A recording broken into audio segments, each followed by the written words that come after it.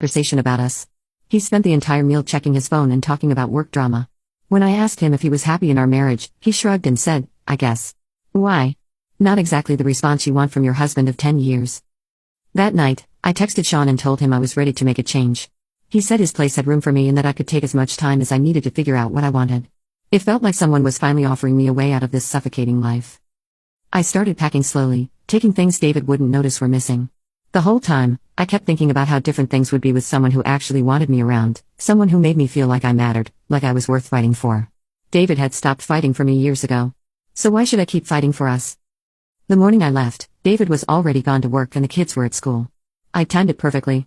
I had hours to pack my stuff and get out before anyone came home. I took my clothes, my personal things, and honestly, I took some of the money from our joint account.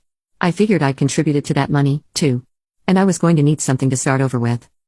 I left a note on the kitchen counter explaining that I wasn't happy and needed space to figure out what I wanted. I tried to make it sound like a temporary separation, not a complete abandonment. But looking back, I think I knew it was permanent. I wrote another note for the kids explaining that mommy needed to go away for a while, but that I loved them and would see them soon. I genuinely believed that part. I thought I'd work things out with David about custody and visits once I got settled. Sean helped me move my stuff to his place, and I have to say, it felt incredible to be somewhere I was actually wanted. His apartment was small but clean, and he'd made space for my things without me even asking.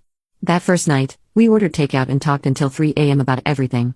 He told me about his business, his dreams, his past relationships, and I felt like I was finally with someone who saw me as an equal partner, not just a convenience.